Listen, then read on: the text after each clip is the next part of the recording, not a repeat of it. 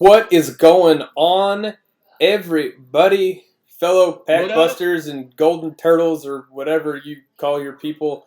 Um, but What's up, Zen? welcome to Hydro Pump POkecast episode 2 with Golden War Turtle, Yeah. aka Other Adam, and Adam, Golden War NC Turtle. Packbuster. Let me close this door real quick. You can talk. Yeah, so we got Adam, aka the Golden War Turtle. We have Adam, aka 1/4 of NC Packbuster.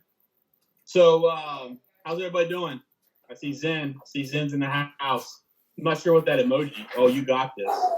Oh, Look at Zen. All right. So the way we're gonna kind of do it today is Adam and I, we kind of jotted down everybody's questions that we didn't get to, and some of the hot topics that either people messaged me about or messaged Adam about, things they liked, things they wanted to hear more of. So we wrote all that stuff down, and we want to kind of start there. That way, you guys that asked questions last time and we didn't get a chance to answer that, we get a chance to answer those. And then what we'll do is we'll continue to write down stuff that we see in the chat, and we also got some other stuff we wanted to talk about. So before we start getting into other questions, Adam, did you make any sales, any purchases that you want to talk about? Anything that's hot on the market with you right now with the newer stuff? All right. With me, what did we get? I haven't bought a whole lot of new stuff. We did get one of these bad boys. I did. I think we may talk about it later. I got some vintage stuff and a couple of slabs and stuff like that that I just picked up from people that were offloading things, but nothing in particular. But definitely still seeing people buying deck staples and that kind of stuff. So I mean, it's been pretty good. I mean, it's paying for cards. So Right. Yeah, so most of you guys saw my sales and purchase video that just came out. So the raffles I won, the blisters, those things go by fast. I've already got a bunch of offers. I think I sold 2 of those just off Instagram. I think I'm down to like two of the theme decks left. Those things sold pretty quickly. I know Zen, who's in here, grabbed 2 off me. I haven't cracked the box yet. I plan on doing that this week. I kind of want to do that in a video. Adam and I went. I know we talked about last time. We went halvesies on a box. That's actually should be here. I think Monday or Tuesday. So I got to split that up and send it to him. I got. Like I said, those blisters. So I actually just won. Adam was live streaming last night playing online TCG. And I let him know for like $30 I won a EX Sandstorm blister. So, I mean, those are like $150. So that'll be online as soon as I get it. But other than that, just the mystery boxes. I think Adam hit me up like last night, like 11 o'clock. Some guy was like, hey, and I think it was Loot Box's Discord. Was like, hey, looking for a mystery box. And Adam said, go, this guy just DM'd you. I went in there and I think it was like $150 and then another 500. So yeah, I mean, surprisingly, stuff is, I think it's just because people are inside and they want stuff to open, stuff to do. So yeah, it's been steady this way, at least vintage wise. But other than the last purchase video, not much. I'll probably have more obviously next week as stuff rolls in and stuff rolls out, but get a nice turnover. all right. Well, the first thing we want to talk about, I was hoping that Mr. Weaver was going to make his way in here. I did just shoot him a text message and say that it was we were doing this. So I'm going to give us a moment, just say what's up to everybody. Nerdy family, how's it going? You're not working today? I figured you guys would be working nonstop between you and your wife. And then Zen's here. It says 7 people are watching. If you can just give us a give us a thumbs up to who you are. Tim Weaver, hello, was harder to get in than normal. All right, there we go. So Tim's here. This was Tim's topic. I wanted to wait for him. I know I just shot this out to the Discord and everything else. So I think people are going to trickle in. I know we did. I'm sorry, we did say 3:30. We both kind of had some stuff come up, so we pushed it back. Oh, you are at work. All right. So Tim had reached out to me and had asked what do I do, or what do parents do if they're new to Pokemon? You've got a kid, you've got 2 kids, they bring it home. What do you do when you when they bring this up to you? Like, where do we start? So last week I told you that's kind of how we started, but I've been a nerd forever. And so when Addison got into it, I was like, oh man, this is going to be bad because I'm going to get into it, right? So Tim's in a little bit different boat. He's been a Magic and D&D guy forever. So he understands the cards. But I think his question was, if like I'm not the nerdy parent and my kids bring this home, like what do we do?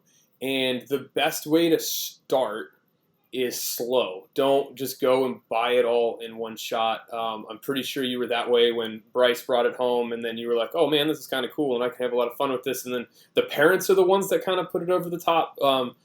But if you're not wanting to get into the economical aspect of it, it's just start slow. I think you mentioned start with Dollar Tree is a great way to kind of ease into it. Absolutely. And people go on and on all day long. Is Dollar Tree worth it? Is Dollar Tree not? At the end of the day, like if you've got a brand new kid and all they want to do is bust packs, Dollar Tree is the way to go because it's just fun, right? You can go down to the Dollar Tree, you can buy 10 packs for $10, and they can open them. And the chances of getting really good or expensive stuff that a parent might be like that they may be like, oh man, like I can't believe that they just screwed that up. Like it can happen in the Dollar Tree, but I think it's less prevalent than it is in normal packs, but you just never know. I mean, it's at the end of the day, and I think we discussed it last week, it's gambling. So you just never know what's going to be in the pack. So start slow. Start with Dollar Tree. If you don't have Dollar Tree or Dollar General around, then buy a pack or 2 at a time. I started Addison with starter decks, and I retaught myself how to play the game, and we bought 2 of them and we played the game, and we showed that, hey, like this isn't just buying cards, that there is a game to it. It's not just collecting. And for us, because Addison was 6 at the time, it really, really worked for helping her read. I think Tim Weaver said the exact same thing to me outside the card shop. Like they've used it as a learning tool at the same time. And I can tell you, like when I was growing up, the card games really helped me with like critical thinking skills. And so use it as a training tool, as a learning tool for the kids. Who else says it? There's somebody else in the card shop. I think it's Tim tells his kids to like read the cards every night before they go to bed, so they can like learn what they do and they understand it. So start small, keep it fun, and then as it starts to grow with them and they like it more and more, then maybe look into the other aspects of it. Reach out to Adam or myself. Reach out to other people in the community, like, hey, like now that we've got the game portion of it down, we kind of want to get into the collectability. Like, what are we looking for? I think that's what we talked about too this week. Was just there's so many people you can reach out to, like in the community, if you have questions. And when I first started getting back into it, especially with like the vintage stuff, I was not afraid to reach out and ask questions to those like TCA Gaming, those people that are like known in the community with having a wealth of knowledge. And I also watched tons of YouTube video and all that stuff built up my knowledge to where it is now. And I'm still learning stuff like air cards. I mean, there's so many variances and stuff with vintage that I'm constantly learning. And a good resource is, I mean, kids are all on YouTube all the time anyway, but it is a good resource as far as learning more about maybe not so much the playability, but definitely like the collector side of it. LSG in the house. Yeah, we're going to start seeing who else is in here. Tim, does that answer your question a little bit? Did we kind of hit it? Because we don't want to get too in depth in the, I guess, because one of the topics is value of cards today, and especially in standard play format, in more of what we do on the buy, as the NC Packbuster family does with the buy and sell stuff. But does that answer some of those questions that you had, or you think that people would have? I did just have this question with somebody that bought a mystery box from us yesterday, and she had tons of questions like, what's a hollow, what's a reverse hollow, what am I looking for value-wise, and really, it's in the beginning, like, don't worry about the value, because then all you're going to do is chase value. I think we get wrapped up in value a lot in the beginning, especially when we're dealing with kids. Let the kids have fun with the cards. If the thing looks super shiny and it looks expensive and you want to try and preserve it, then preserve it. But I think that like trying to like get them to grasp the collectability and the money sense of things in the beginning may detract them from building on something that could be really, really good for them. Yeah, K-Dub, I dabble from time to time, but I don't do the big time mystery box stuff like other Adam here does. But we do like to have fun with that kind of stuff, and we'll put them together if people want to. But if you want high-end, sexy ones, go to other Adam. But in terms of like just getting there, the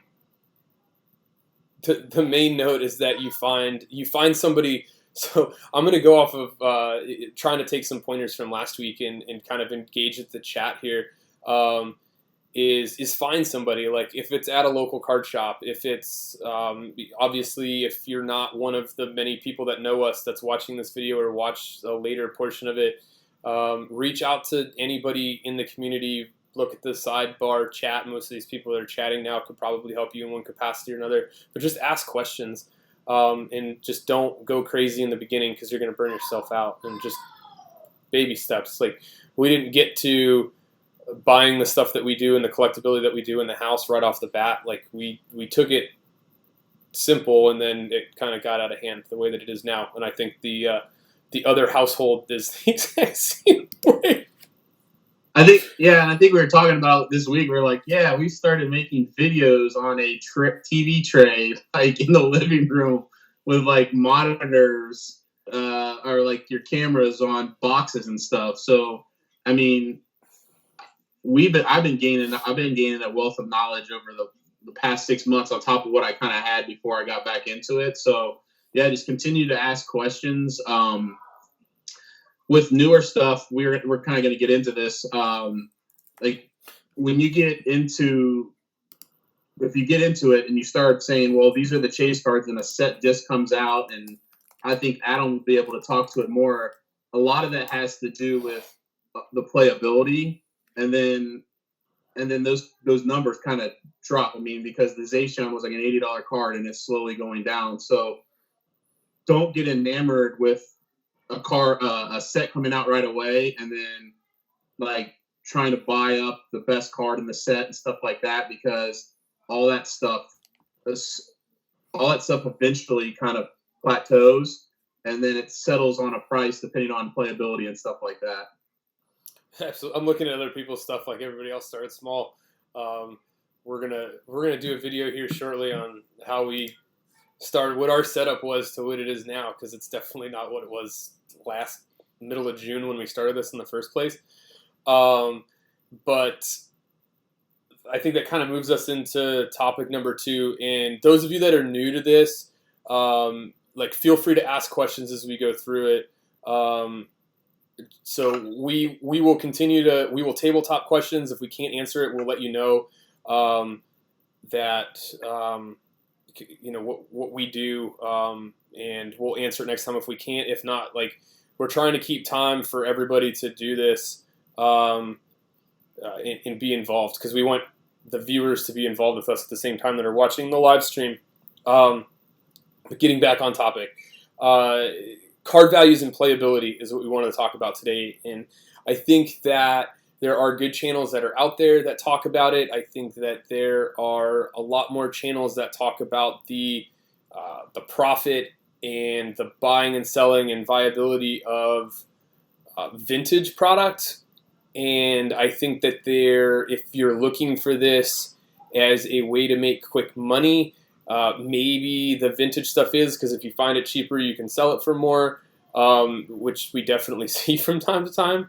But if you're looking to come in, and I had this conversation with somebody else in Discord the other night that like they were looking, like they needed some money, they wanted to invest in something quickly and turn it. But in terms of like if you're going to buy something on the cheap right now and make money off of it, it's not necessarily in the standard format, which right now is Ultra Prism to present. But what we do here in the Packbuster household in terms of card sales on like what we normally do is standard format and helping people complete out their decks. Every once in a while, I know Aztec's in here somewhere, at least I did see that he said something. We just worked out a sale recently on helping him complete some of his master sets for recent stuff. So we help out with that. There's not, I mean, if you're looking for making a profit, there really isn't a lot in it. It's enough for at least, for a break-even sense for somebody like us who all we do is we turn whatever we sell Pokemon-wise into keeping our channel afloat, because as I'm sure everybody's about to agree with me in chat, that this is super expensive and nobody pays for it but us, and we need to find a way to work with it. In terms of things to invest in standard format, is don't invest in the sets that are about to leave standard format.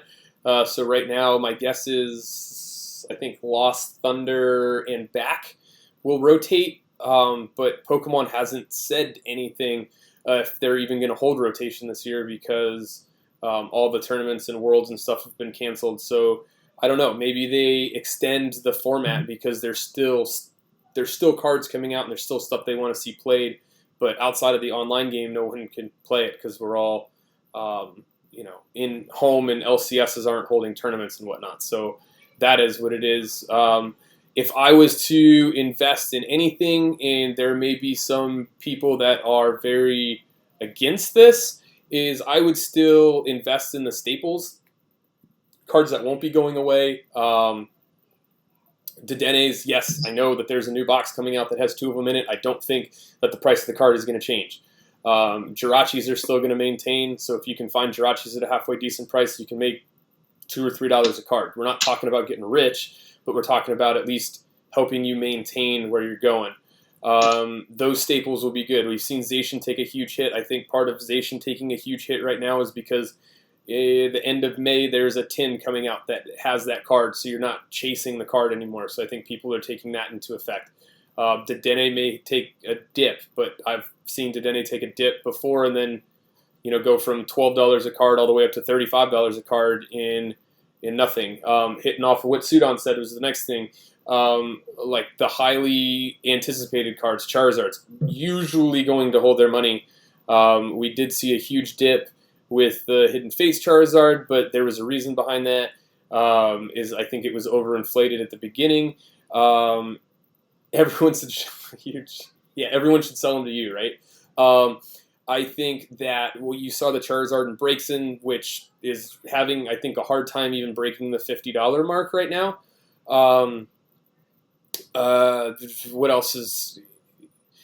Yeah, the full art trainers will hold value right now, but really, it's usually Charizards by themselves hold more value than if they have a buddy with them. That's just the way it is. But I mean, they're still always going to probably most likely be the most expensive card. And you can correct me if I'm wrong, but I mean, a lot of the times the Charizard's not the greatest playable card either. It's just Charizard's always that chase card in the set. But I think like what we talked about earlier this week is when you open up those newer packs, really pay attention. Everybody wants to blow by and get to that. What's that card right after that reverse holo, right? What is that card? All right, next pack. But I mean, I don't know about deck building and all that type of stuff as much as you do, but when you are opening your packs with your kids and stuff, make sure you're looking at all the cards that you open, because there's a few cards in there that are worth money because of the playability factor, and a lot of times those get overlooked. And that's what happened when we talked a few days ago. We got into the bulk situation and how people just traded in bulk, and the reason they like doing that is because a lot of people fly through, get the best cards, but then they don't necessarily look at the playability, and so there's a lot of cards that get overlooked. And I think that's important too when you're first getting into it, is don't get enamored with that GX, that VMAX, that EX, and pay attention to kind of what else is in those packs, to kind of see the full value of what you're opening. All right, I'm looking at a couple of the questions that are popping up right now. So first off, K-Dub, one of the things that we are going to get into one of these times around is like how to build a deck and put it together.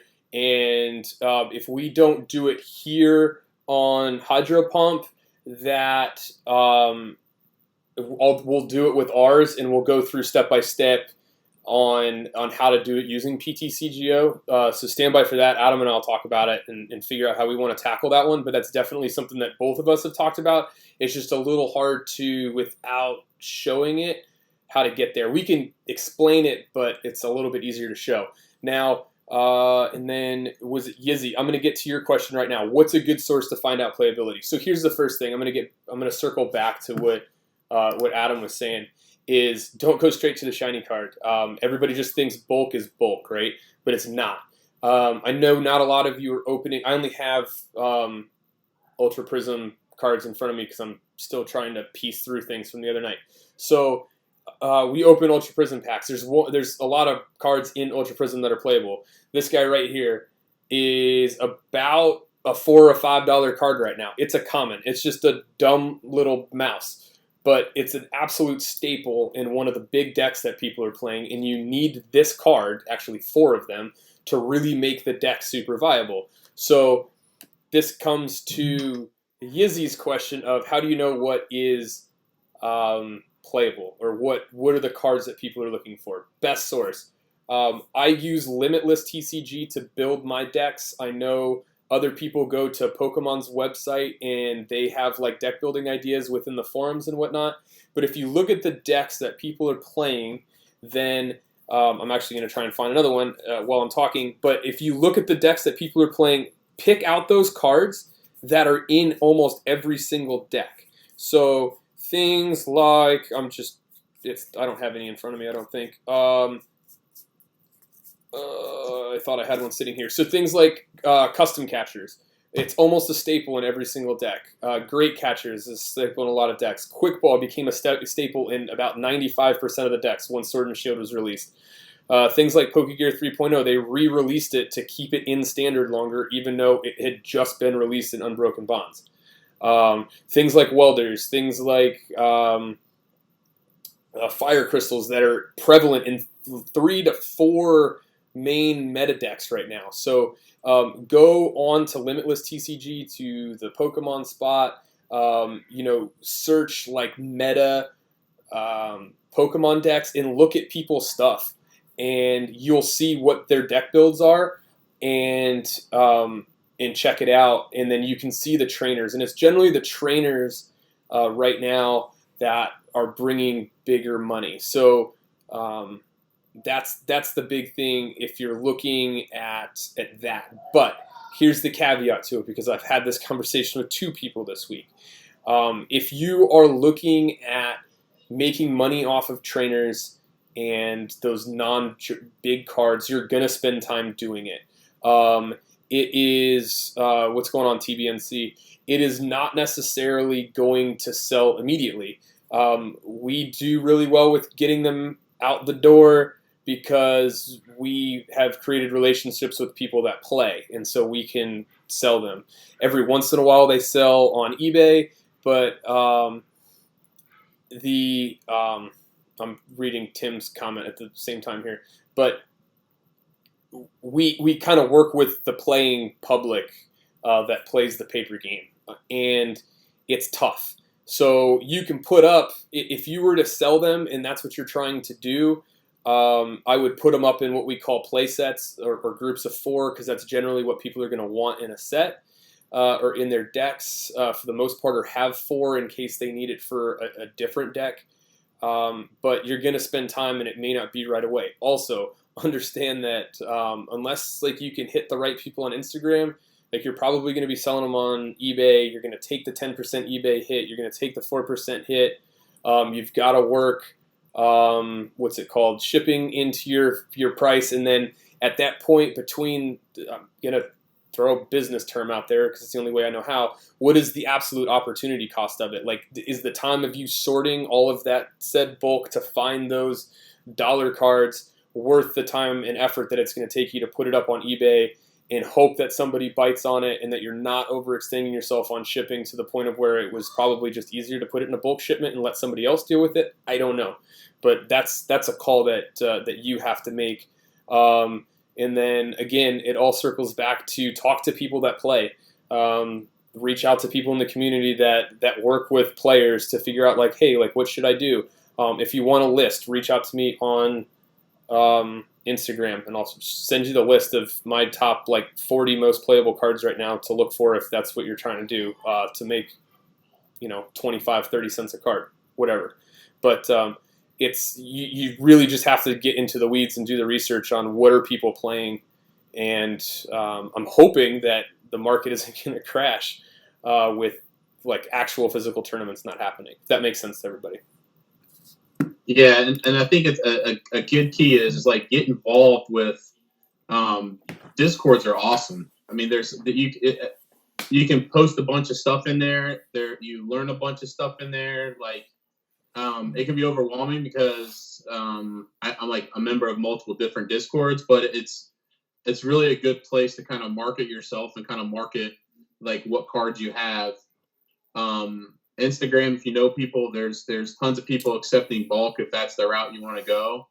But it definitely is beneficial to kind of, if you really want to get into it the way Adam does, to pay attention and kind of definitely, if you're going to do a channel where you're opening 18 packs, like make sure you sort kind of as you go, because I know it can be overwhelming. I don't necessarily go the route you go, and at least with the newer stuff, I separate it from, reverses, rares, commons, uncommons, and I got a guy that I sell bulk to. But everybody's different. So it's ultimately what kind of effort do you want to put in when it comes to sorting and all those types of stuff? And reach out to people, because it's all about forming relationships too.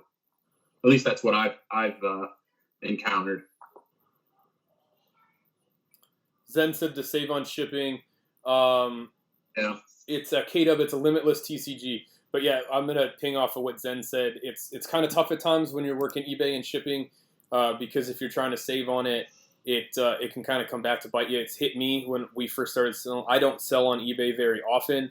I kind of stick to Discord and whatnot. The spots where I'm not going to take the hit, because the hit adds up a lot over time. But watch your shipping, because if you send plain white envelope or PWE, which is what you're going to see most people say, you don't get tracking on it unless you pay for it, and then you should just send it in a bubble mailer anyway. But you don't know if it gets there, and it could easily just get there, and then it's just lost in the void at one point, and you're not going to get your cards back, and then they're going to claim that they didn't get it, and then you're going to have to give them the refund one way or another. So just watch that, and that's why I said, if you're going to do it, like look at, do your own market research. Look at eBay or reach out to people and be like, hey, like what's this selling for? TCG Player does okay with giving you prices, but everybody sells at a different margin on TCG Player. We're generally 15% below market is the way that we go. Sometimes 25%, depending on how much, if it's a full deck or not. And just to kind of give you an insight onto where our prices are, which is generally lower than everybody else.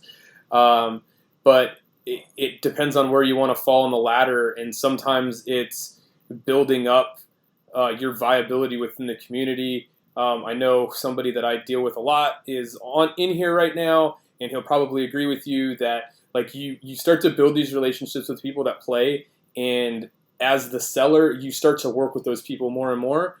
And it's not about charging top dollar for the card. It's about ensuring that you're getting something out of it, which is not a card just sitting in a box anymore, because that's the way that I look at it.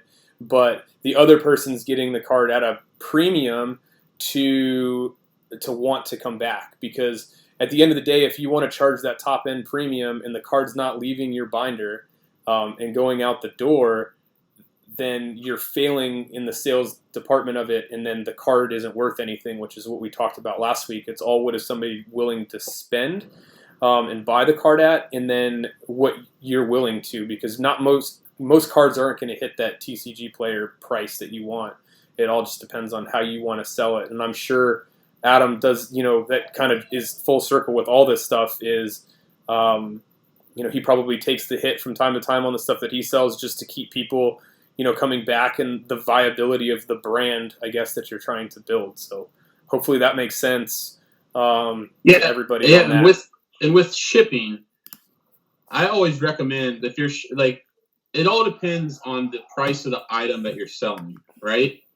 So, and if you're selling through either a Discord or like Instagram, just be upfront. A lot of people, I saw Zen say up here, if it's under $10, put a stamp on it and send it in a white envelope. Just be upfront with your buyer and just ask them, do you mind if you want it tracked? I mean, a lot of people sometimes will pay an extra $3 to have it tracked, even if it is a $10 item. Just let it be. Just be upfront with them. All my stuff on my eBay is free shipping, right? I kind of just build that into the price, right? I mean, no one wants to see a $150 item and then see on top of that, I'm going to charge $5 for shipping. You know what I mean? Like, it's just, you always kind of drawn, all right, you search up something and you see everything. And then like the green free shipping is what draws you to one or the other, maybe the title of what the object is that you're selling. But I always just do free shipping. I always kind of just built it into kind of what it's a package deal. Here's my item. Here's what it's cost you, and it's free. I'll ship it to you, and then just go from there. Like I'm just the type of person that, whether it's only going to be $3 to ship it anyway, if it says free shipping, there's just something that draws the buyer to it, just because you're getting something free when really it's kind of just built into the price already. But as far as like when I sell stuff on Instagram, a lot of times I'll get people saying, hey, I saw this item on Instagram, and will you take this price because you don't have to pay for the eBay fees and all that kind of stuff. So I do work with buyers when I'm going off of eBay, and sometimes they want to have certain amount of insurance. I mean, it's just talk with the person. Obviously it's a lot different selling high vintage stuff than it is, if you're selling four $4 cards for $12. 9 times out of 10, they're like, put a stamp on it and send it to me. If it doesn't come, it doesn't come. But when you're dealing with high value stuff, everybody wants tracked. Everybody wants like it wrapped and bubble wrapped 90 different ways. Another thing when you're shipping vintage stuff, stuff in general, don't use top loaders. I know we're kind of getting on a tangent, but I'm just like, as we're talking, I don't like to ship in top loaders, because a lot of times people have shipped me stuff in top loaders, and they're shipping, they've either put tape on the top of it to make sure it didn't get out, or it's come out of the top loader. So don't use tape, don't use top loaders. Buy card savers and ship them that way. I've sent so many different stuff through mail, and all I do literally is put it in a just the same way you'd send it to PCA or PSA. Put it in a top loader between 2 pieces of cardboard, put a rubber band on it, and send it. But yeah, just work with whoever you're selling to, and what are they talking stuff? They're talking crap in the. Yeah, Zed said you better send those starter decks and some serious bubble mail. Hey, I will. Hey, Zed, don't. First of all, I already sent it to you, right? And second of all, if you've ever got anything from PSA ship, their actual boxes that they send your cards back in fit perfectly. So don't worry, it's a box and a box and bubble wrap, no tape. All right, I got to tell you a story about this guy because this is just how we're gonna do it. It's just two dudes talking Pokemon and hopefully answering your questions. Zay, if you want to know how this guy ships stuff, I'm gonna tell you that we showed you this last week. It was the door thing from Fossil that he sent in one of my mystery boxes, which I absolutely love this thing. But so the story behind it is Christy bought it for Valentine's Day. And I opened it when I wasn't supposed to because it wasn't addressed to her. It was addressed to us. And I was like, what the hell? And I know that Adam does crazy stuff all the time and he just sends things. And I was like, what the hell is he sending? And this was wrapped in like every piece of bulk bubble wrap. But where it was shoved in the box made it look like he was trying to protect the other stuff inside the box that I didn't know that there was something in here. And this almost made it into the garbage can. Because she had asked me, she's like, hey, where's that other thing? And I said, I don't know, but I've been cutting bubble wrap off of it all day because I was using it to wrap stuff that I was sending out as well. I thought he had just sent me bulk bubble wrap. So don't worry, like I'm pretty sure you're going to be okay. Yeah, and I guess like check all your bubble wrap when I send you stuff. Yeah. I like to make sure everything's protected. So hopefully that answers, hey, what's going on, TCG Funhouse? Look, guys, hey, the newly members of the 1K club. Yeah, congratulations, guys. Yeah, congrats, guys. While we're on it, because we're talking about content creators, I know that we said that we were going to alternate channels. I think Adam's still trying to figure out his new computer thing and how we can do this. And so those of you that are not subscribed to him, please go and show him some love while we've got a moment. What else do we have? Thanks so much for the support. It's been amazing. Yeah, you guys are great. You guys support everybody. I hope I didn't miss any questions. Does that make sense to everybody in regards to kind of like where we're at? I think what we're hitting right now is you're starting to see a steady climb on Unbroken Bonds because it is truly out of print now. I think it was said to be out of print like months ago, but it really wasn't. The same thing, Team Up is out of print, but you still have super viable cards in both, and you're going to watch them. I think eBay, the lowest prices is like $120 on those boxes. You know our infatuation with Team Up at the moment, and I'm glad that I bought up the ridiculous amount I did when I did, because I know if we end up finding the card and pulling it, that I'm just going to buy the rest of the cards. Black and white. And so like in terms of like now cards, like stuff to buy, that's it. You're going to see Roaring Skies shoot up in price because the Shaman EX is highly playable in expanded format. And I've seen that card selling for like $30 right now. And there's another card in that set that I think we were talking the other day. I was like, why the heck is this like shot up so high? XY base set. I mean, if you can find Flash Fire at a decent price, if we're just going to talk, last two generations. But Team Up has Jirachi. It's going to stay playable until the end. People keep making this like weird thing that the Dene is going to go down in price because of the new thing. It's not. They were plugging 4 Jirachis in one of those theme decks here recently, and those theme decks are selling for like $120 right now just because those cards are in there. So just because it was mass produced in a theme deck has not brought the card price down at all. So don't worry about that. I think it might dip a little bit, but it will come back up. And then it's still in rotation for another year and a half or so, at least. If you want to get like, I guess, vintage-y, black and white. Absolutely. Black and white stuff is soaring. I actually included Dank Valor. He has a channel. Go check him out. I actually gave him a $300 mystery box because we did a trade for a card, and I sent him base set black and white blisters. I bought these things like $5, and they're up to like $35 now. And it hurt me a little bit because he opened up every single one because I was trying to send him some stuff that'd be more of like an investment piece. I can't remember the other set I sent him, but he opened them. He's like Adam. He like if it comes to him, he has to open it. But if he had some fire pulls, so go check out his fire pulls. I can't believe I sent him 2 blisters back to back that contained what he actually pulled. But blisters always, if you can find them, older especially ones. even old ones, black and white, they always hold their value because they display really well. So, for an example, I don't have anything in front of me, but like if you have like a fossil, unlimited fossil pack is not $2.49. Yeah, it's three. So an unlimited fossil pack is $3.29. If it's in a blister, they're like $100 to $120. So the same thing with black and white. Like the base set, you're looking at like $15 a booster pack. But if it's in a blister and it has the artwork and stuff like that, I mean they double in price. So I don't know how that's going to translate to stuff now, but even the black and white, they were doing the artwork's just really awesome because they have the black and white artwork around it and the package is in there and it's packaged in clear so you can see the pack artwork.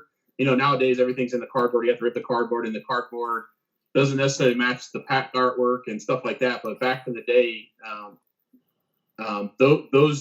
those things sell really, really well. Like just for example, if you look on my eBay page, I have a Charizard Expedition blister. It's like mint condition. Those packs go for like $250. In a blister, they're like $500 for the Charizard. So it's like double the price just because.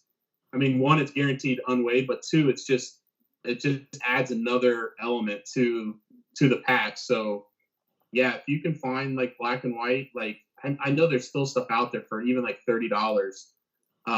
Those will continue to go up. Those are good investment pieces that aren't necessarily Watsy vintage, but they're let's see, black and white is how many generations ago? I'm trying to think. So 2, 1, 2, 2 back, 3 back. Yeah, 3 2. back. Yeah, still great investments, man. Still great investments, and all those booster boxes are going up. It's crazy. I've spent too much money on it lately.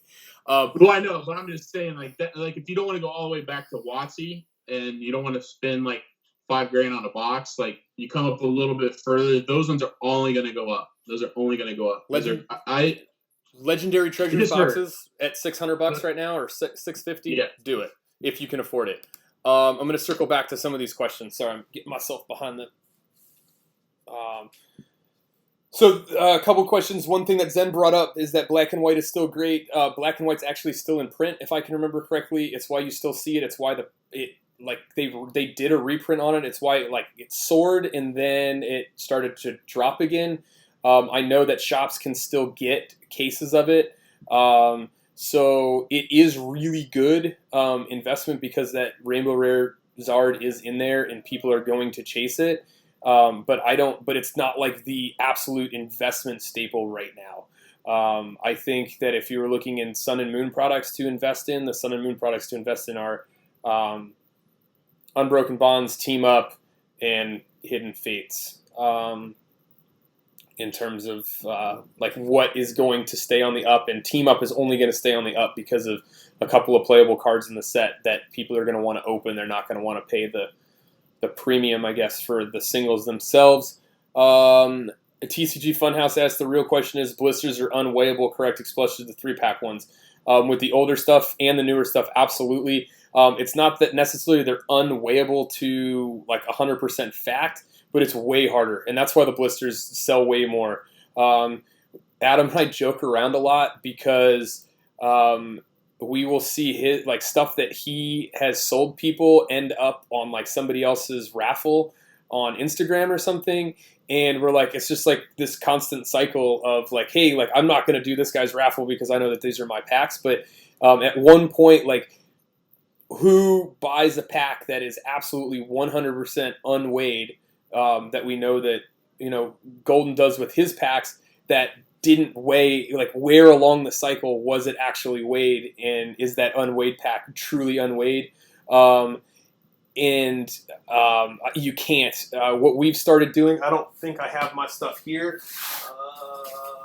I do. We're getting ready to sell some I might be busting open one of the black and white boxes, and I know we're going to do it with Hidden Fates and Generations. But putting tamper seals on the packs themselves when you sell, like you're busting open sealed product itself, putting this tamper seals on, and then I've actually, for the ones that I have done, I've kept a registry of what the numbers were to it. So if somebody wants to circle back, and then I know people are going as far as putting like their own stamp or a sticker over the top of the tamper seal to show who sold it, and you can kind of circle back, and then the tamper seal is up underneath that. But yes, in the long-winded way, it's better to buy those. That's why those hold a premium, is that it's harder to figure it out. And then I'll give you a second here, but Tim asked what's up with weighing. Dollar Tree packs, there's a certain weight range where you're going to get at least the reverse hollow. And then as the weight range goes up, it's like a better chance at ultra rares. And then the same thing, like people have figured out where that ish weight range is, which I know Adam's going to get into this in a second because he's super passionate about it, because he knows where this can fault, as seen on other channels. But people weigh it out to be like, hey, like you just spent, we'll say $3,000 on a box of Jungle, and you get 12 hollows in the box, and people want to know where those hollows are because those are the packs that like are going to drive money, because not every pack of Jungle is worth the $80 that you spent. So that's where the weighing comes in, is people trying to weigh out for the better card. Yes, in foils and full arts do weigh more. That's why supposedly the code card difference is the way it is in the newer sets. But I'll let Adam. Adam's passionate about this, and I'm going to let him roll with this because it's fun to listen to. Yeah. So with the older stuff, a lot of the stuff that you see on eBay and even you see in raffles and Instagram, you got to be careful about like who you're buying them from. It's because like it's what Adam said. Some of these packs, someone will win them and then turn around and sell them, and then those are sold, and then all of a sudden somewhere down the line they sell them. So you kind of lose in translation what exactly someone can say. Well, I bought it off a person who bought it off a person who bought it off a person that said they were unweighed, right? So the only way to be 100% sure is to buy them from someone you know. A lot of people are using the tamper stamps like Adam talked about, but a lot of people, when I break the box, I don't weigh. I don't weigh packs because it's just not something I do. But to truly weigh a pack, you have to weigh the whole box. So in a WotC box, you're going to get on average 12 packs that are heavy, 12 packs that are light. So 12 packs that have a hollow, 12 packs that have a hollow, and let me do my math real quick. 24 packs that will be light or won't have a hollow. So a lot of people just assume that if a card or if a pack weighs, I don't know, 21 grams is usually the number everybody's saying. If it's 21 grams, it's automatically heavy. Enough said. They'll post a picture on eBay. They'll have a pack on a scale. They'll say that it's 20.9 or it's over 21 or 21 grams. It's automatically heavy, which isn't true, because within those box to truly have to weigh a pack, it has to be from the same box, because one Jungle box, a heavy can be as high as 21, I would say 21.4, or a heavy could be as low as 20.8. It all depends on the print run and the weight of the stock they used, how much ink they used. When you're talking about grams, every little gram matters. So if you watched TCA Gaming's last video, he opened up a base set box, and the whole thing was every single pack was over 21 grams, right? So especially with base set, everyone just assumes that if it's 21 grams, then it has to be a heavy pack of base set, which is not true. So he was hesitant on selling his packs because he felt like if he sold these light packs as light and people got them and they weighed them and they're 21, then they just go out and sell these cards at these packs as heavy because they weigh 21 grams, so they're automatically going to say that it's going to be heavy, and then all of a sudden you have a bunch of light packs out there being sold as heavy, and then those are going to get mixed in with different batches from different boxes, and it just the packs get recycled so much that you don't know what's what. And the only way to truly get that is to weigh out the whole box itself, figure out the 12 heaviest packs, and then kind of just weigh them all out and kind of see where they align. But yeah, I would never buy something that was heavy. That if they're selling one pack and they say it's heavy, so if you get it and you open it and it's not heavy, you're shit out of luck. Because at least with TCA, if he sells something heavy and it's not heavy, there's people out there that'll give you another pack. But I mean, one-off person, and they can't remember who they got it from. I mean, I got on Instagram, I bought an EX series. I can't remember what the pack was. I opened on my channel and it was fake. And the person I bought it from, I said, hey, just, I got my money back. But he couldn't even remember where he bought it from. So you got to be really careful. And that's where it kind of circles back to, if you want to buy, especially vintage stuff, but someone's always out there trying to scam someone. It's just everybody, there's always someone out there trying to scam someone. So it's always, if you're going to spend high money on vintage stuff, it's always good to work with someone that has a great reputation. With someone that has a great reputation, or somebody that, like, there's people out there that I know that I would absolutely recommend people to if I didn't have it. But I would be very leery against buying heavy and light packs on eBay. Right. It's just something there's so many different variances between, and the thing about it is there's a different kind of zone and base set than there is in jungle. I know Team Rocket is extremely, extremely hard to weigh out because you're talking about half a gram sometimes between a light and it's so hard to weigh out.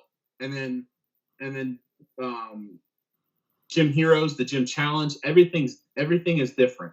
And the only way you're going to get a true heavy and light pack is to weigh them all out from the same box and sell them that way. And even I don't want to do that because I don't want that to be mixed in with something else, and then all of a sudden, that pack is like this. All of a sudden, he has a booster box full of packs, but they came from 90 different places.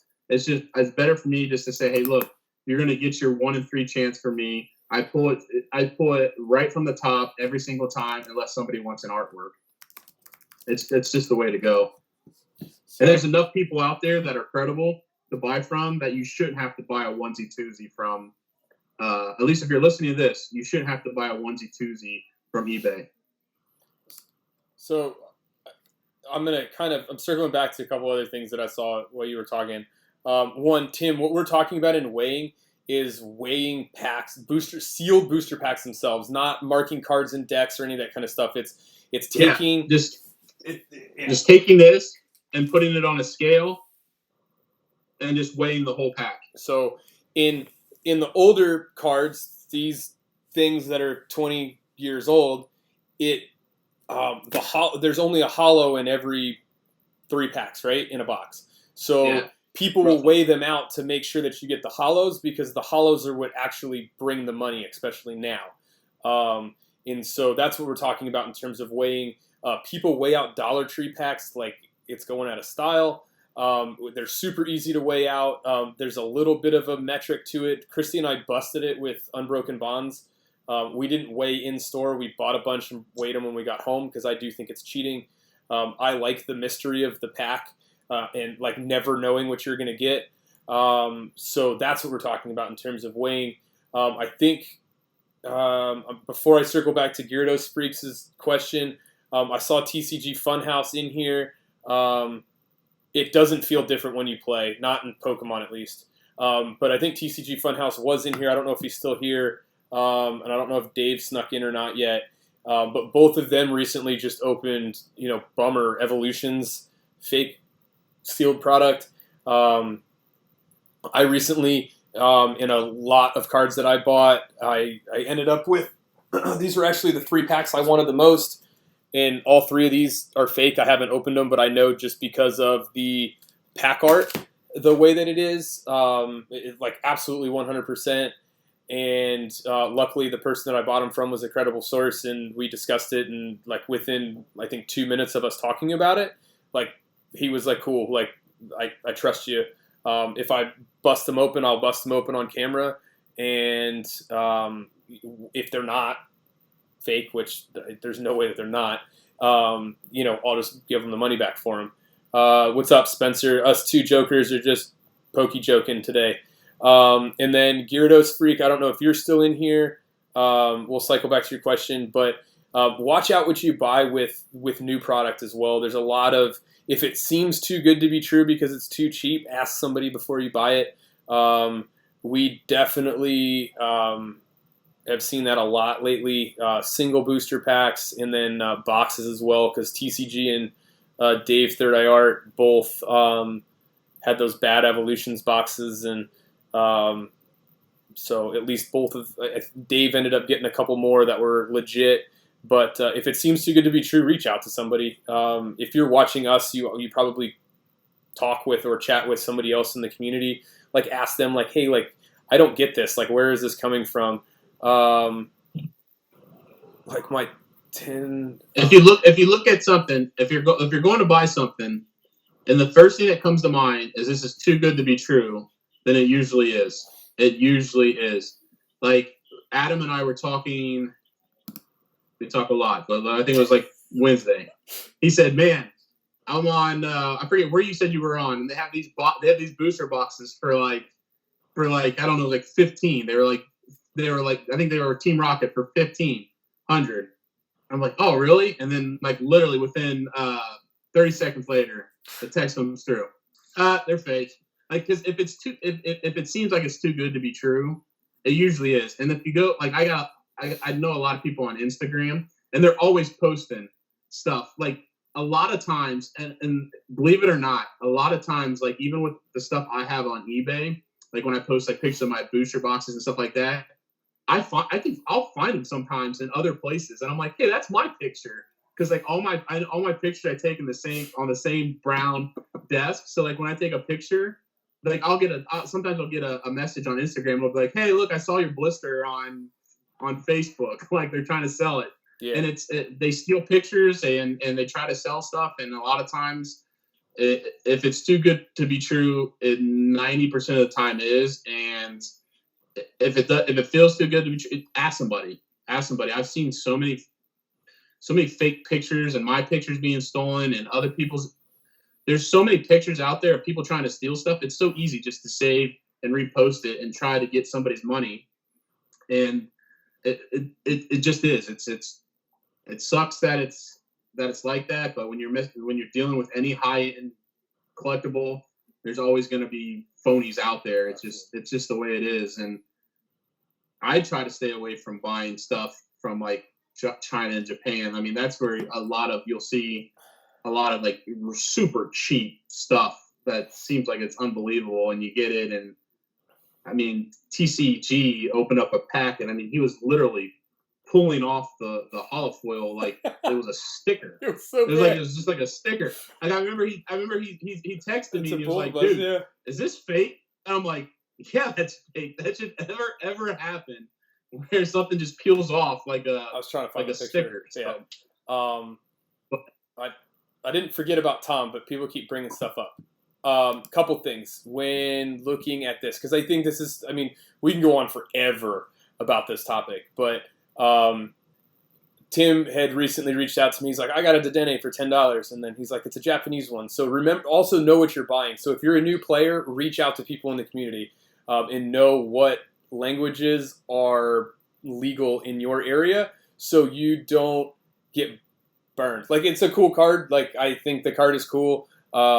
If you want to grade it, we'll grade it for you when PSA opens back up. But like,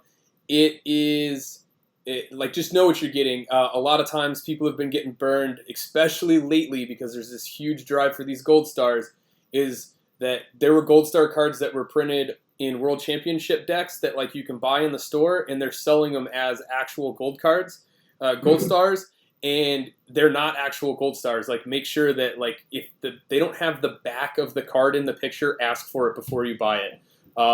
It's big with Reshizards right now, Dedenes right now, Jirachis right now, because they were all in those World Championship decks.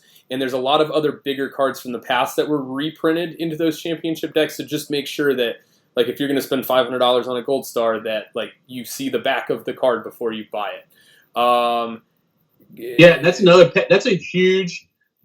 See, I wasn't even planning on talking about this, but that's a huge pet peeve of me. Even if it's a, and this kind of like runs into like the next topic. Even if it's a PSA card, right? Please, front and back pictures, please. Like, I can't stand when somebody posts something up there, even if they say like near mint, lightly played, whatever, and they just show the front of the card. It's the biggest pet peeve I have. Show the front and back. Do not buy anything unless you see the front and back of the card. Don't do it. It's the biggest. I can't stand it. I'm like, oh my god, this is. Are you gonna like you show me the back of the card? Because if you're not showing me both sides, you're hiding something. That's just the way I go at it. I need to see both sides, even if it's a PSA card. And I don't even know if LSG is still in here, and he's the kind of like a 10's not a 10 unless it's a 10. But I'm like that too sometimes, where I wanted to see both sides of the card, regardless of whatever it is. I want to see all angles. The more pictures, the better. So Spencer also said with the World Championship cards, it does have the player's signature on the card. But I've definitely seen some, and the borders are generally different. So just keep an eye out on that stuff. But that's just, but if you see the back of the card and the back of the card's in the picture, like, you got it. I wanted to go back up because we had actually discussed something very similar to this the other day when you and I were just talking. Is it worth spending extra money on Team Rocket long packs for the shot at the Dragonite? Here's my thought on that. It is so few and far between in the amount of money that you probably need to spend to get there. Never get it. You're never going to get it. I mean, look at all the, like, I know people that have opened thousands of packs of Hidden Fates and haven't even gotten the Charizard yet, right? So I think that Dragonite's probably even harder to get.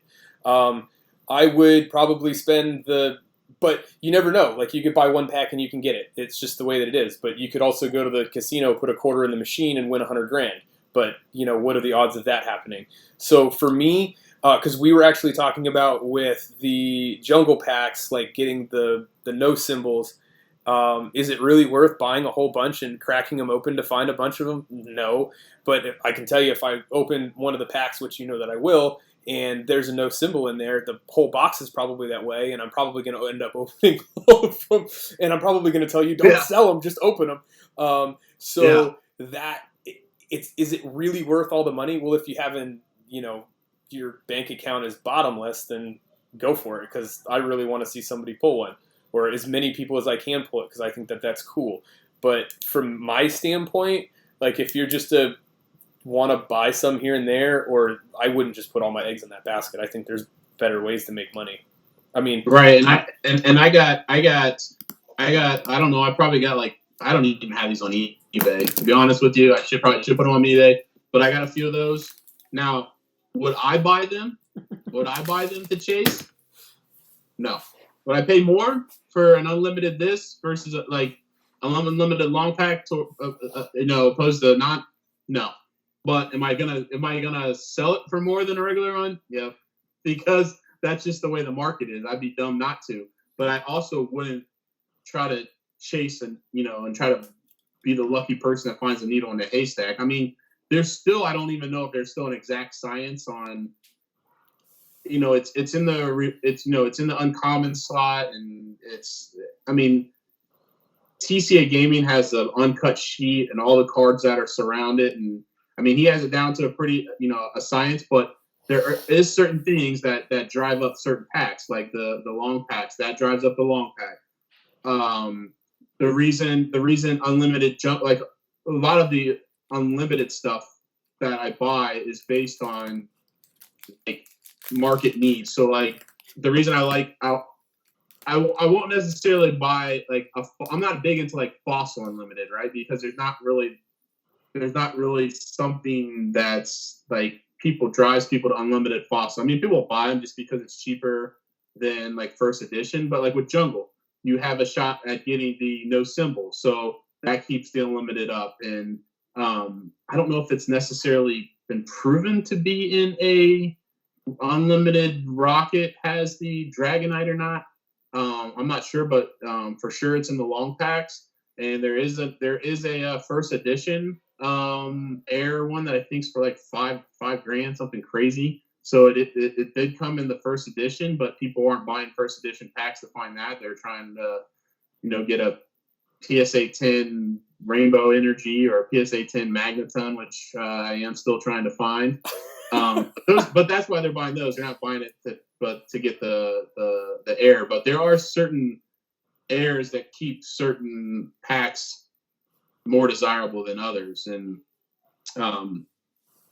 I don't know. I mean, that's again, that it all comes down to the person.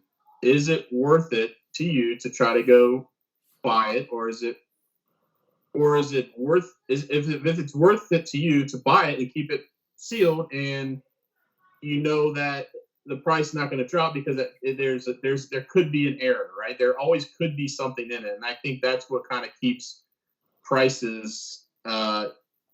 The price difference between certain sets and stuff like that is just the errors and the randomness to different sets.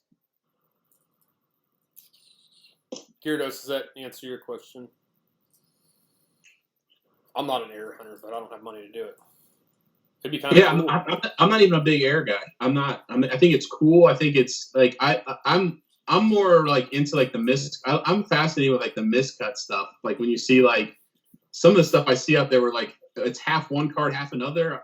Like I think that's pretty cool. I mean, I don't think it's worth like an absorbent amount of money, but I do think it's pretty cool that how that kind of stuff can sneak through, quality control or whatnot and make it into packs. I think that's pretty cool, but I don't necessarily. It doesn't drive me to like pay more for something, if that makes any sense.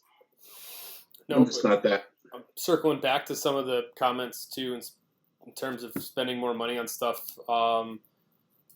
It's always worth. I think that there's a reason why people still shop LCS is that most of those guys like you pay a little bit more than you would maybe the cheap online side, but you are probably getting about 98% of the time, I think, because you can't say 100% going to get legit product because of who they order from.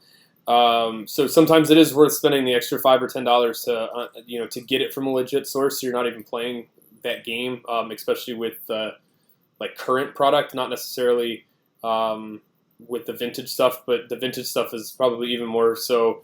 To spend the price for somebody that that you're getting it legit. I mean, that's why I'll send people Adam's way to buy mystery boxes because I know that what he puts in it is legit because I've physically opened them. But I still don't understand how everybody like when Dake opens his stuff. Like every single time I watch stuff, there's always hollows being pulled. That doesn't necessarily mean open everything I send you, but it's just crazy. Like, I mean, I take that back because you didn't open anything. I don't know what happened with you twice. But I mean, if you look at like I don't know, like I just watched Dink and I'm just like, oh my god. And then I just got a message today because I like that if you're gonna open it, I like just to see like what you guys get, especially like when I crack open this Fossil. And I don't know, like Adam will probably open it, so I'll get it there. But I would like to know, like, see, I got this box, and then me and him went on another box. It is kind of cool if it is. Doesn't mean like if all of a sudden you're telling me there's no symbol hollows, I'm automatically going to jack up my price. Like I have a price that it's at, and I'll sell it. But it is cool kind of knowing what's being opened. Do you know what I mean? I'm not the type of guy that has to open everything. That's why I have a lot of stuff that's sealed. But there are people like at the other Adam that need to open everything. So, but yeah, so I sold, I think it was like a $300 mystery box. And I think I put in 3 Team Rocket long packs, and he went 2 for 3. And it's just crazy. Like I don't know.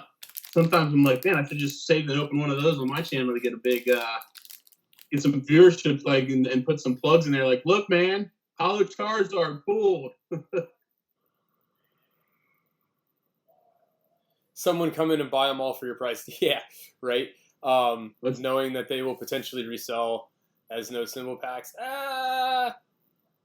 So what you're really saying is find out your packs are no symbol, and then buy them all for. No, I don't think that's what he's saying at all, Spencer. I think is what he's saying is that we were talking about chasing things, and usually the box kind of filters in.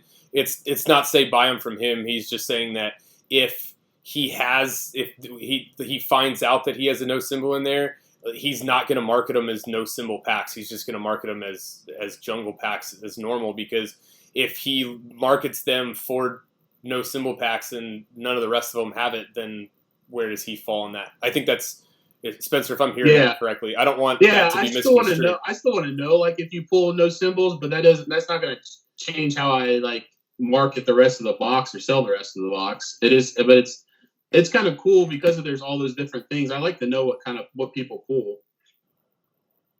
Like, so like if a lot of people email me and say, hey, they'll send me pictures and say, hey, here's what I pulled from your box. I think it's cool just to see what's pulled, and like especially with jungle, if a no symbol is pulled, that's really cool to like see and like know that was that I. But it's not going to change anything that I do selling wise. It's still gonna, because like you said, just because you get 2 or 3, I mean, is the whole box that way? I don't know. You really don't know unless you open it, and I'm not going to take that chance to market it a certain way if you don't know. Yeah, Spencer, and to keep going, it's I talked to him a lot about the stuff that's in his packs. He's not gonna come out and say, hey, like this happened. Like it'll probably be a conversation between us, and it'll probably stick there. Like I think we would want to know ourselves, and he wants to know what it is, but it's not for a marketability standpoint. It's just for him to know for something else. Like I mean, if I find out that somebody opens a pack from a box of his, am I going to run to him and buy the rest of it? Probably not, because like there is that chance that they're not all there. And am I really going to make my money back on it? Most likely not. It's just cool to know.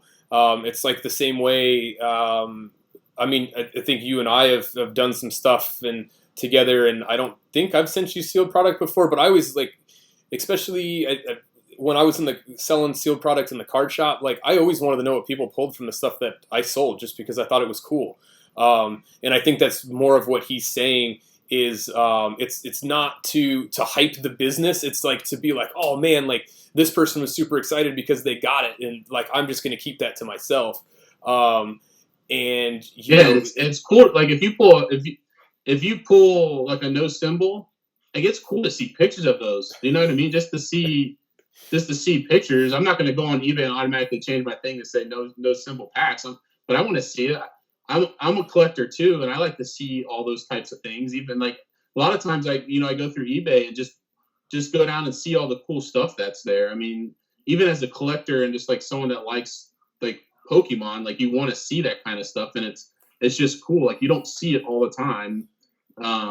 That's why I watch a lot of loot box shit, just because he opens a ton of stuff, and it's cool to see that stuff being open, and it kind of takes my edge off, so that I don't open a bunch of bitchin' stuff to watch other people open it. And because if no one else opened it and I didn't see that kind of stuff, I'd be like wanting to open all my stuff. I'm going to kind of answer Spencer's, and then I'm going to turn it over to you, because I'm going to tell you kind of what I know from, yes, Adam and I have a really good friendship that we've built over the last couple of months. But before that had happened, I had talked to other people that had bought his stuff, and I think it's hard to get taken advantage of, but he isn't, between me and him, we talk about this a lot, and I'm not going to give trade secrets, but like just because somebody bought a pack from him doesn't mean that the next pack out the door is from that same box. So yes, could you get taken advantage of if he just did a box break and only sold a couple of packs and then the next person says it? But there's nothing to say that the packs that the next set is sold is from that same box. So yes, you could get taken advantage of to a point, but I think the way that that he does his sales between mystery boxes, eBay, personal sales to people like me, that there's enough of a turnover and enough of a rotation that's not going to guarantee that person that they're going to get that. So unless it's, I guess, maybe a handful of us that have the inside, that like I watched him break the box, I bought the first pack, and then I pulled it and I was like, hey man, don't sell any more of that because I want the rest of it. But I wouldn't do that to him. But I think that answers the question, because I wanted to give, as much as I respect Adam's opinion on this, like I think you all, because this seems to be a hot topic, like I'm not talking as Adam's friend right now, I'm talking as Adam's customer right now. And there's a reason that I buy from him, is because I know that like anything can happen at any point. And I don't think that he would allow his brand that he's built to get to that point where people start to question, like, is he giving insider information, etc. Because both of us like the randomness of it. Like, I love opening a pack and just having absolutely no idea what's there. I mean, you watch Christy and I's live streams, like half the time we miss stuff is there because we're not paying attention, right? Like that's the whole fun of this. And so I think that like the hollows and like counting stuff, like he would keep to himself, because that's the kind of guy he is. Does everybody that sells vintage that way? I don't know, but I can't speak for everybody else, but I can say that to him, like that's how it is. I know you weren't questioning it, but I don't know who else is going to listen to this afterwards, because we're trying to put this up as a podcast, audio only as well. So I was just trying to clarify it, and that's where I was going. I wasn't questioning you, Spencer. I respect you 100%. We talk. I think I talk to you half the time more than I talk to my wife. We're cool like that. I just wanted to try and clarify it to the people that don't get this live feed or don't get the video at all, to see the transcript here on the right-hand side, because we are trying to upload this as a podcast style for those of you that want to listen to it in your car. Why you would, I have no idea, but whatever, people have asked for it. And then going to Grumpy and TC. So I'm going to answer TCG. I'm going to send it to you, Adam, and then I want you to answer Grumpy's question about the fluctuation in prices right now with the virus. But TCG, yes. I think both of us do it because we both do sell sealed product, and people are always going to have this expectation that they're going to have to pull what they want when they buy a pack. And we are like,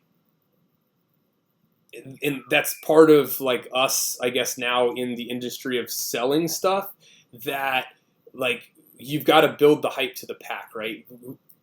We've had this conversation because I have a hard time stomaching spending $100 on a pack, because like I know what I want out of it, and it's not necessarily the nostalgia, right? It's like I want to pull the pretty card, but I'm getting over that slowly, and that's why we open the vintage packs that we do, and that's why I've started buying more.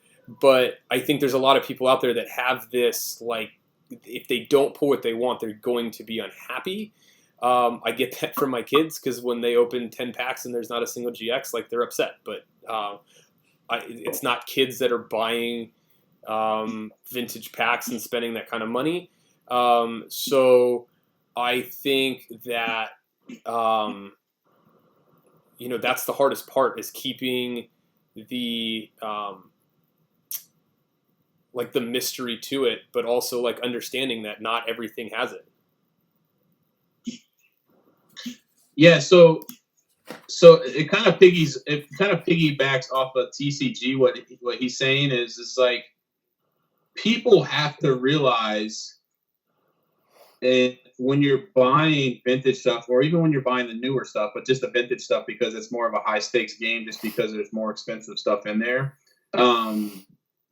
That just because you buy an unweighed pack and then you open it and you don't get a hollow, that doesn't automatically mean that it was a weighed pack, because I've seen people buy stuff on TCA Gaming's. I've sold stuff to people before on Instagram, and they've opened stuff, and I sold them 10 packs straight from a box, 2 for 10. And then the next guy that I talked to, he's 6 for 7. So to me, that's part of it, right? It's like you said, it's like gambling. Like, it's you can't expect to get the hollow every single time, and then if you don't get the hollow, then automatically it was a weighed pack.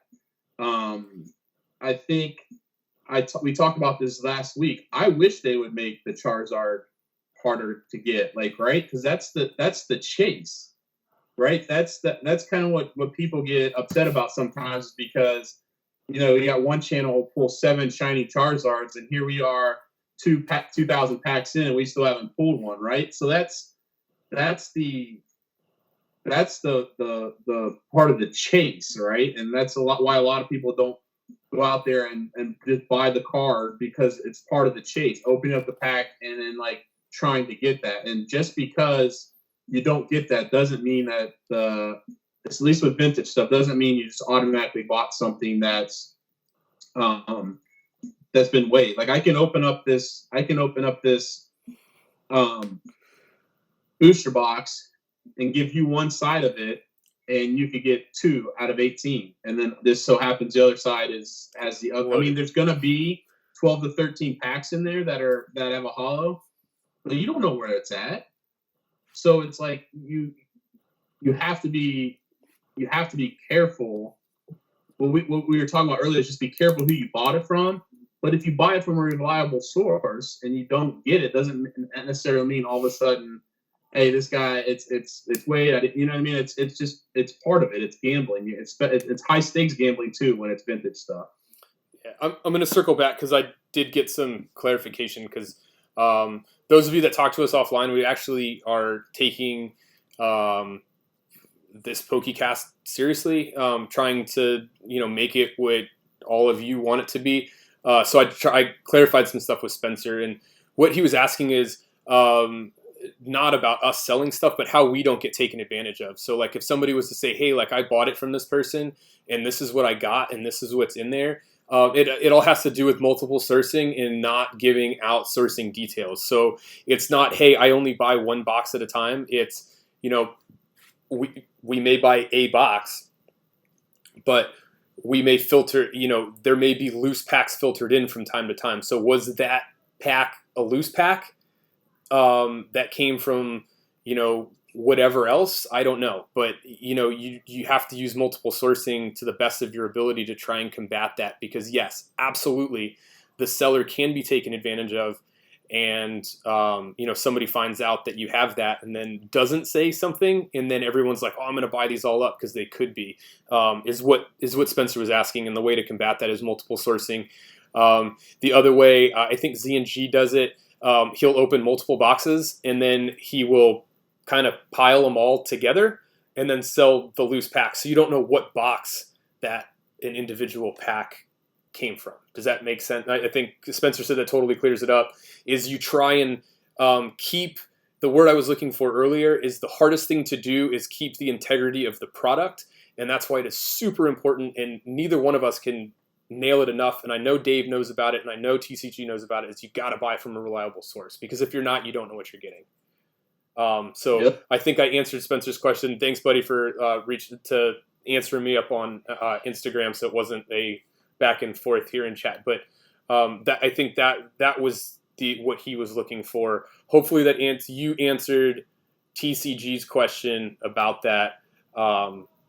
So it's tough. I mean, vintage is tough because it's just been around for a long time. Like, do you really, really, really know what you're getting unless like you're getting it from somebody that understands it? you can find a lot of good deals out there for cheaper packs, but is that really going to be the right thing? I don't know. Does anybody else have any questions? Because we can kind of go off like this is one of those things that we can just beat to death, and I don't really know if we need to do that or not today. If there's some other things that I'm going to let you go, but I'm just throwing it out there for anybody to throw questions out. Yeah, I think one thing I think we'll probably, just because we're at the hour and a half mark, I think one thing I did want to get into is just the hidden fates thing. You know what I mean? Because we're kind of like weighing type, like print run, like variances type thing. So I think we can kind of end with that. I do want to get into the PSA thing, like is a 10 is a 10 is a 10. I know that that's a topic. It's on here. It's starred. We'll talk about it next time. But as far as the hidden fates, first print run, second print run, why does it matter? Why is it important? Why will it be important moving forward? And what's kind of like what to look out for, because as we move, I mean, it's kind of hard now because we're all stuck at home, but as we move forward and this stuff's you're not able to buy this stuff anymore, I think it's a factor. And as far as Spencer, the spicy topic. Yeah. We started it last week and we had to come back to it. I know we did have to come back to it. So first off, I'm gonna leave this one to you. What to look for? Like, so what is second run? How can you guarantee if something is first run or second run? Obviously, there's like pin boxes and stuff that when you put it right next to each other, you have no idea. I mean, you just have no idea.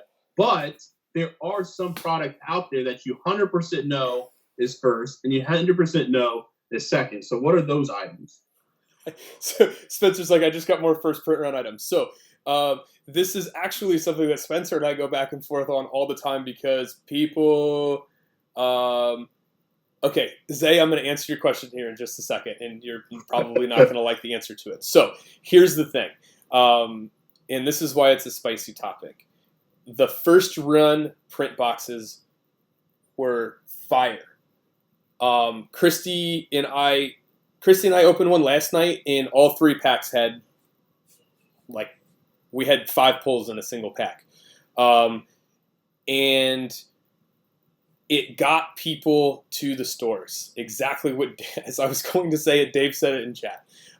It created a hype, right? And the pulls were out of this world. It was really hard to keep up with. And then the first print run tins came out, and it was like, oh my God, like the tins are just, we never pulled a Charizard from a tin, but like we were, like that's where most of our set came from. And then what came after the tins was the ETBs. ETBs were hot as well. It was, 3, 4, sometimes I think I saw 6 pulls in a single ETB out of 10 packs, right? Like it was crazy. And then the Pokeballs came out, and I had to look behind me. The Great Balls, the blue ones, were fire. Like people were pulling Charizards out of them like they were going out of style. We did. We got one from first run pin box, and then one from one of the Ultra Balls, and it's why we continue to have Ultra Balls sitting behind us, because do we sell them or do we open them? And then there's like a weird dividing line after the Pokeballs that were the Rayquaza statue boxes first run or second run. The Rayquaza I've seen Rayquaza boxes that seem to be very, very close, that seem to be first run boxes. And I'm going to tell you how to, really the only way you can tell the difference. And you can't tell the difference until you open it, which is why people are going to question, do we open it or do we not open it? So the Rayquaza with the figure in it, not the Euro box. All of the US released Euro boxes were on the second run. We've opened, I think, 5 or 6 of them, and none of them have shown me anything to think that they were not the second print run. The way you tell the second print run is by opening them. And the biggest... A telltale sign is if you happen to get a shiny... The baby shiny is texturing. Yeah, it the has whole card. It has it's like a glossy. It's the whole card. It's either glossy or the texture of the shiny itself is over the whole card. So there's some of them that are like extra glossy. They almost feel like a fake card. And then there's some of them that texturing on the baby shiny is throughout the whole thing. It actually almost feels like a heavier piece of cardboard. Like, what the heck is this?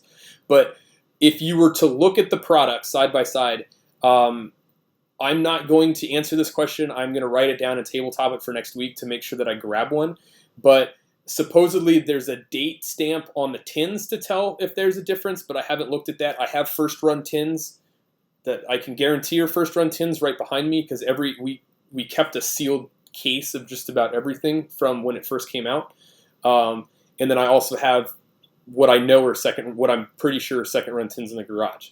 So, but the only difference between it is, I think, is how hot the pulls were. I know that like some people may disagree. I know that there's people that went and opened hundreds and hundreds of packs because the tins at Target were $10, and they just opened a bunch, and they may or may not posted videos of how many packs that they opened and cut and pasted or whatnot. But it seemed like people were getting a lot of pulls. But I can tell you, like, I refuse to open tins. Now, some of you are gonna laugh because Christy talked me into opening a tin not too long ago, and I pulled a Charizard out of the tin. But she's like, just buy it and go ahead and open it. And I did, and it happened. But that's not always going to happen. But in terms of like trying to complete the set or chasing Charizard, again, it's how much money do you want to spend? Is it worth opening it all to try and find it? I don't know. But I can tell you from personal experience I don't even want to give you an estimate of how much money we spent on Hidden Fates because Christy was 100% addicted to it and still is. Because every time I say that I sold something Hidden Fates product, she's like, why? Why would you do that? Because she wants to continue to open it because it does. It's really what triggered her into the channel and into Pokemon, and it excites her. So, but if you're trying to complete the set and you want pull after pull, the first run stuff is better. I am still a believer that the Ultra Balls are better than the Great Balls because I've opened probably 10 and 10, and maybe 2 of the Ultra Balls might have been worth opening, but just about probably 8 of the Great Balls were fire. So that's where I stand with that. And then you got guys like Epic Tube that's opened 1,200 packs and he still hasn't gotten the Zard, but I'm guessing that most of that was second print run. One of the things that I forgot about it until now is the Walmart exclusive boxes were all second run. So you'll see people open a Walmart box like we did once, and all 4 packs were shiny GXs, and then we would open 10 more, and we wouldn't even get a baby shiny out of them. So it's super hard to play the field. And if you were going to invest to open, like I would buy the stuff that is first run, so the ETBs and the Pokeball collections. But what you really need to watch out for is as people start to break these open and sell solo packs, you don't know what you're buying. And I think is why we really wanted to have this topic is people are selling Hidden Fates packs solo for $6, $7, $8. I think I've seen some of them sell at like $9 a piece. And they say that their first print run, unless you saw the person physically open the box and put them into a sleeve that was tamper sealed, you don't know what it is. And there's no guarantee that your first run's going to be better than the second run product anyway. And then I'm going to agree with LSG. Don't buy them loose unless you're looking for an art set that you want to keep sealed and you're buying it from somebody that's willing to open the product on camera, this guy, and put them in a tamper sealed so that it's there and somebody can vouch for it. Because if I do that for somebody, I'll give you the video so you have it with the tamper seal numbers on them. So, but it's a hot topic because people are like, man, I keep buying all this Hidden Fates and I'm not getting the same stuff that everybody was before. It's because that initial run was hot and they got everybody on the train and it was crazy and people were knocking each other over and whatnot for it. So, and again, that's why Spencer hasn't opened any of his, and he just wants to harvest the packs. So yeah, I've opened. I have a bunch of the balls. Like I think I probably have 8, so like 4 and 4. But then I have like 200 loose packs that all came from Ultra Balls, just because it takes up so much space. And I just put them in the boxes you were showing the other day. Just it was the BCW or whatever boxes, and I have 200 loose packs. They're all. I mean, I know that they're all first print run. I mean, like I wouldn't ever be able to. I wouldn't. I mean, I couldn't prove it or anything. But it's more so for me than it is for anybody else, because I'm still opening those. And who knows? I don't know if there's going to be a collectability for. I mean, I'm sure everybody's going to. There's always going to be a collectability for somebody. Yeah. But as far as like collecting a shiny, or just a regular baby shiny, right? So, because when stuff like that happens, then automatically people have to have every variance of it. So, and that being said, since the rates aren't as high, maybe people, so then maybe there's not as many shinies out there, and so all of a sudden that becomes collectible. I mean, I don't know. It's too soon. The stuff's still on the shelves. But as far as the big difference between first and second print run, and the reason it's a big deal is just the pulls you get from those. I think the only second print run stuff that I've opened is I bought one box of each of the Raichu, the Gyarados, and the Charizard Walmart things. Yeah, those guys. And I've got absolutely nothing out of them. Nothing. I mean, I got promos for days. I mean, I got so many promos, it's ridiculous. But I didn't get anything. I think I got I at least wanted to pull like one of the shinies just so that I could like feel the difference or whatever. I'm just showing them in case people haven't seen them. Yeah. So, yep. I mean, this is what we're talking about. Got a bunch of those. Looking just at like pack cost, or people be willing to pay more per pack for those great balls because they know they'll have better pulls. Because at the end of the day, a second print run Charizard and a first print run Charizard, they both are the same amount. They both are worth the same exact amount. It's just the pulls are just horrible in the second print run.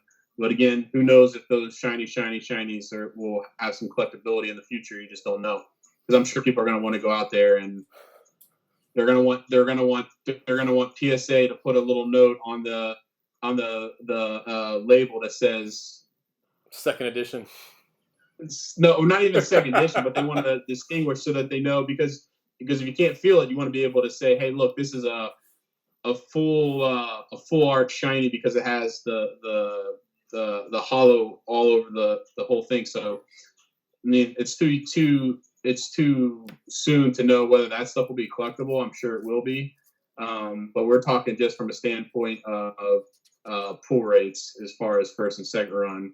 But like I said, the first edition, not the first edition, but the shiny Charizard, first run, second run, worth the same exact amount. It's just harder to find it with the second run stuff. Yeah, I mean, the Gyro mine is the first print. Talking, yeah.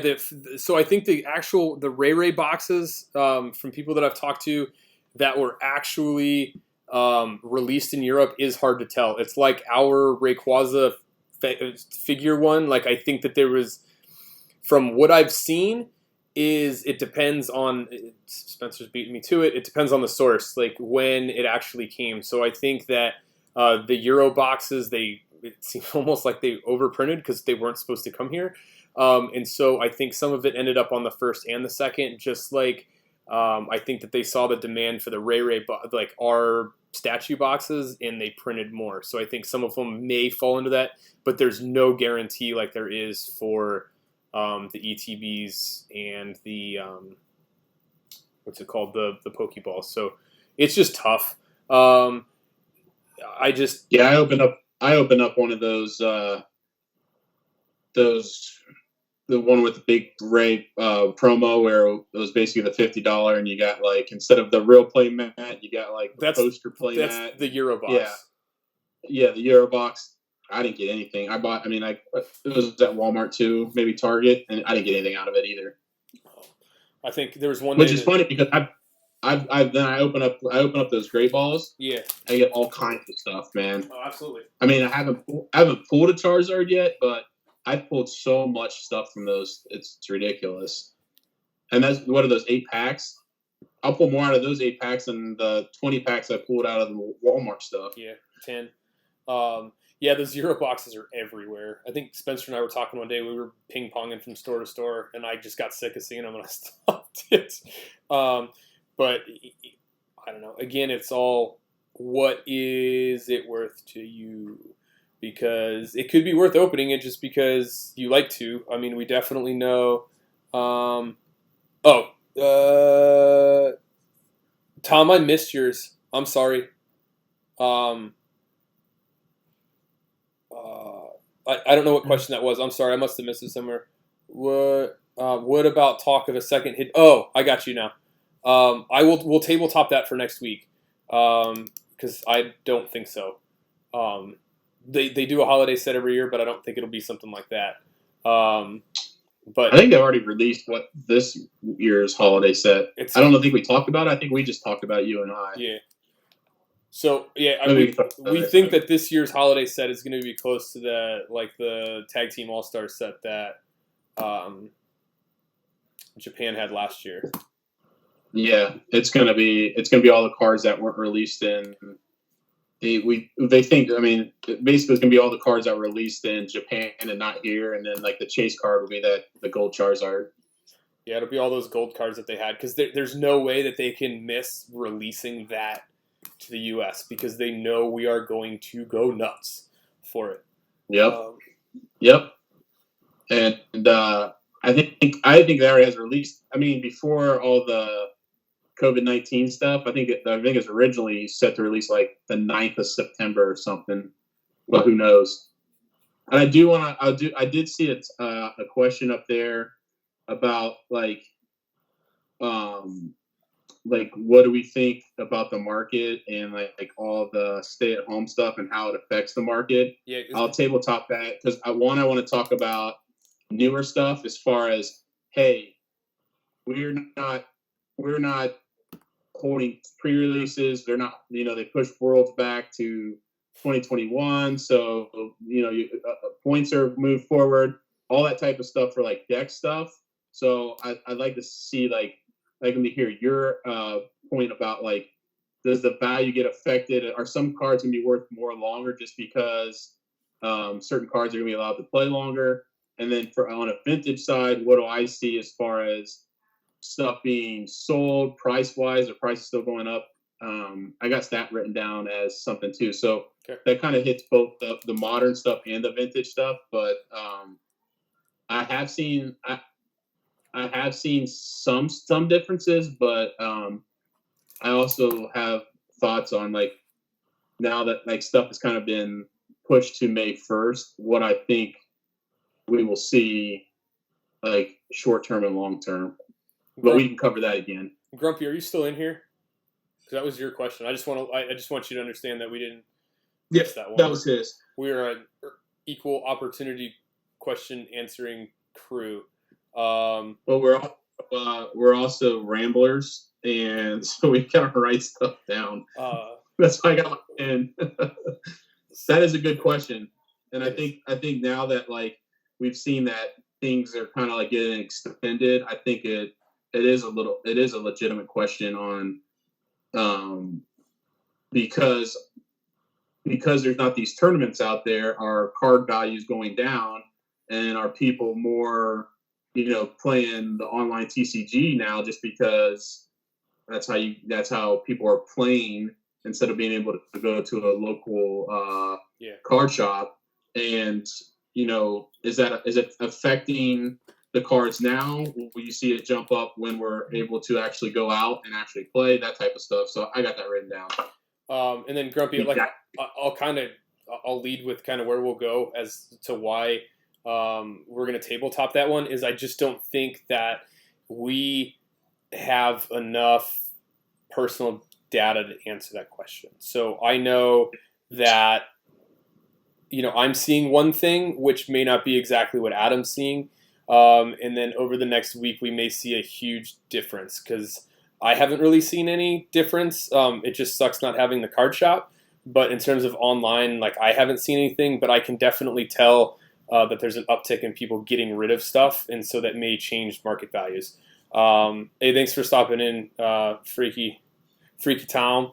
But that's why we're going to tabletop it, because I really think that to give you the honest answer is we need at least another week, and this may be a topic that we kind of come back to each week to try and help answer that question. The PSA stuff goes up because there isn't enough of it. Adam, can you write that down before I forget? About like PSA prices being cut and going up, etc., because we can't grade cards at the moment. So there are people trying to take a premium. So that's where we're at with that. So I'm sorry to tabletop your question, but you kind of hit with the bigger one here at the end. And let's see here. I love you. Another great. Definitely looking forward to the next one. Got to run. All right, LSG. Thank you very much for stopping in. But I know we did run a little bit long, and we did start a little bit later. But we appreciate everybody. Does anybody have any last minute questions? We wanted to start the show with letting you know that we talk all the time. I think at least daily. And we Skype at least once a week. So we talk about the questions that we have, and then stuff that people have sent us or we left off from the last one to discuss and make sure that like we have a topic to talk about. And we do our research on the side as well to make sure that we don't sound like a bunch of rambling idiots. Granted, most of this is probably like our feelings, but we do... Spencer's gonna make me lose it. I can't concentrate when I see stuff like that. But we're just trying to give you the most informed information that we have from us watching other people, chatting with other people in the community, and then what we buy and sell. I'll sell toilet paper to anybody. I mean, Christy's gonna start knitting poop tickets here pretty soon. And then Sudan, I'm gonna tabletop your question. I kind of talked about that earlier, but I would like to come back to that because I think that is important, especially for those of us that play and buy and sell in standard format. And then Zays, I'm going to tabletop yours as well. I'm just kind of like trying to get to an ending point here, but I don't want to cut anybody off. What did we have? Did we have a? Oh, we didn't think of a top 5 for this week. I feel bad. Zen's been walking around the neighborhood collecting leaves just in case he needs them. The problem with having 2 kids is they think that they can use a whole roll every single time they go to the bathroom, which has been our issue lately. That they legit, I can go outside and just make it from a tree. Sudan's like, I got you a Dollar Tree teepee that's all weighed. That's awesome. Oh man, you guys are great. But please continue to leave us feedback with how you think this went, things you want to, things you want to see going in. I have completely lost. If there's one person that is going to completely sidetrack me, is the stuff that Spencer says, because I'm just used to his antics. But continue to give us the feedback. Who was it? I think it was Spencer last week that said he wanted us to be a little bit more engaged in the chat. So hopefully we worked on that a little bit. But we are trying to make this the best that we possibly can for those of you that watch the live or listen to it later. We'll start putting out, once I get this like how to upload podcast thing correct, we'll shoot out the link to everybody. But yeah, continue to give us the feedback because we really are trying to perfect this the best way that we can. And we just appreciate all of y'all. So I'm going to let Adam finish this one out. But you guys are all great. Guys and gals alike. Yeah, thanks so much. Yeah, we got all your stuff written down. Like Adam said, and we talk. We go over what questions, and we do research. We don't just come off the cuff. I mean, a lot of times we do just because it's us just have back and forth banter, but we do research some of this stuff. And then I know a lot of questions that you guys ask. We have personal feelings on it, so it does lead us, and we are passionate about a bunch of different topics in here, like the PSA stuff. The question about what I think the price of PSA cards are, or how short term turns long instead of long term, just because of not PSA not being open, so people being able to charge a certain price because they know no cards are going to come on the market, and they're going to be so flooded that who knows what cards are going to be created and what's going to be out there and what's the population of certain cards just because of what's going on. So that's a great question. But other than that, just thanks for the support. We love sharing our weekly conversations with you guys. And other than that, I don't think I got anything else. Thanks for stopping by. Spread the word. Just something we love doing. Thanks again. Happy pack busting, everybody. And make sure to go over and show other Adam some love because he deserves it. Next week we're gonna do it on his. Even if I'm the one streaming it from my place, it'll be on his channel, so he can get some of this love too. Yeah, I just wanted to check out the Skype recording feature. But next week it'll be on my home in Bryce's bedroom until my renovations are done. Who knows where that's gonna be? That's another question for another day. So, all right. See you later, guys. All right, guys. Peace. Zen.